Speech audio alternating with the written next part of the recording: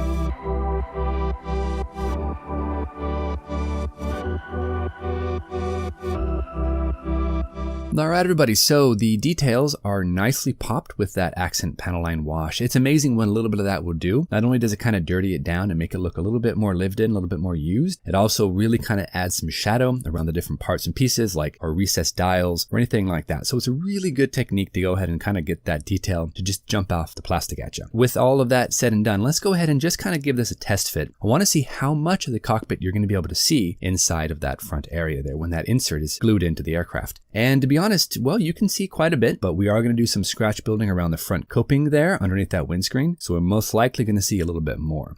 All right, everybody, so now we're going to go ahead and shift over to the fuselage, pull out the jeweler files and really start working that out. The front cockpit looks fine. We're not going to do much with that right now. We're going to let that all dry and cure. Then we'll have to flat coat it and then we can move on from there. Now I want to go ahead and take care of a lot of these little seams and a little bit of a step that we have developed there from one side of the fuselage to the other. And that runs along the very top and the bottom of the entire fuselage. So that's going to be a little challenging. So what we're going to do is we're going to jump into a time lapse, and I'm really going to take time and effort to use a couple of different jeweler files, and we're going to start taking down that step. Once we get all of that nicely squared away, we can use some super glue to go ahead and level out the area and make sure it looks a little bit better. Now, luckily for me, the rear tail actually covers a good portion of the back section of the fuselage. So we really only have to worry about the seam from about the center of the fuselage all the way to the front. And so that's what we're going to focus mainly on here. On the bottom side though, the entire thing has to be cleaned and then of course filled. So let's go ahead and cue up that time lapse, pull out our jeweler files, pull out some sandpaper, get that super glue ready and get this thing all nicely squared away.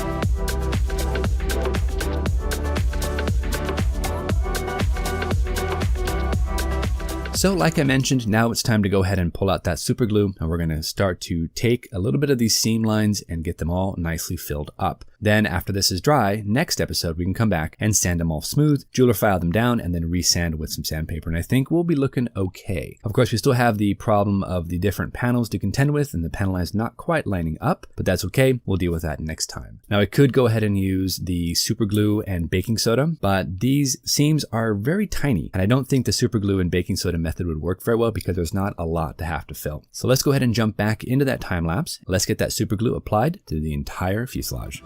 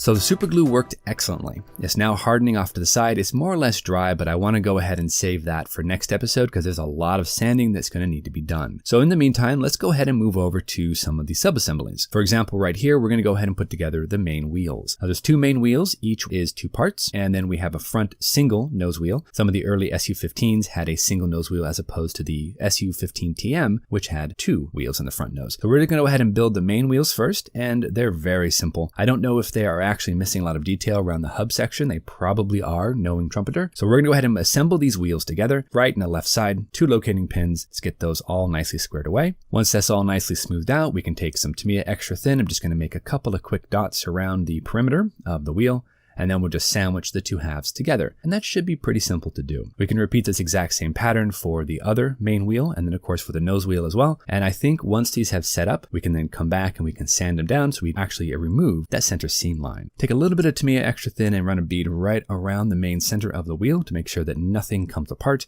And these are nicely glued together. So let's go ahead and get these main wheels done, get that nose wheel done, and move on. So like I mentioned a couple episodes ago, I wanted to go ahead and focus on an early Su-15.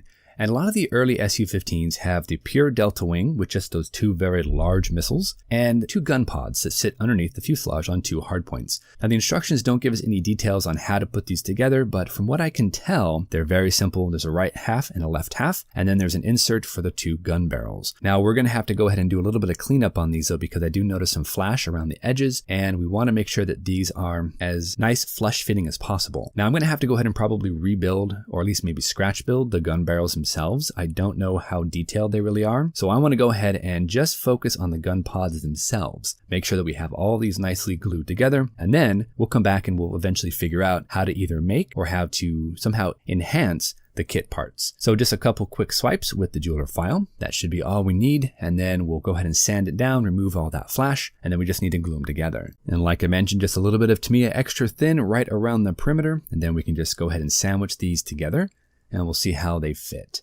Yeah, not too bad. A little bit of glue, I think, on the ends here should really help to kind of pinch these together. So we'll do that, but overall, they're okay. A little bit of pressure, and I think we'll be good to go. Like I said, I do need to do some research on those gun barrels to see what they look like, but I think I'll do that next episode. Let's just focus on getting these all nicely glued together. And that's going to about do it for us today, everybody. We've been hard at work, and the Su-15 is moving right along. The cockpit is looking fantastic, at least as good as it's going to look without having any sort of detail or any sort of resin parts to replace it with. It looks okay for what we've done with it. I need to go ahead and overcoat everything with a nice flat coat to kind of bring down that sheen, but I do want to work a little bit on the ejection seat, get some seat belts put in there, add a little bit more detail to make it look more interesting. Front wheel bay as well. I haven't done any scratch building in that, but we have the gloss coat, and then we put the panel line accent in there, and I think that looks just fine. We have the gun pods, of course. We finished those off. We do have to do a bit of cleanup there on that seam, but for the most part, they're looking okay. And then of course we have our 3 main wheels, the 2 large wheels and then the single front nose wheel. These are looking okay. Not a lot of detail there for the hubs, but we'll look at our references and figure out if that's even correct. Next episode, we're going to come back, sand out all of these different panel lines. We have some scratch building to do there in the wing root area there on the fuselage. So you can see we don't have any detail in there. So we want to go ahead and just add some detail, add some wiring, maybe some servos. I don't know, something. Make it look a little bit better. Then we'll be able to come in, fill up any sort of seam lines, and get everything nicely glued together. Of course, I do have to put in the wing fences. I haven't done that yet, but we'll get that maybe next episode. So until then, everybody, thank you so much for joining us. Go out there and get yourself some bench time, have some fun, build something cool, and we'll see you back here on the next episode of the NATO versus Warsaw Pact group build. Thanks so much, everybody. We'll see you soon.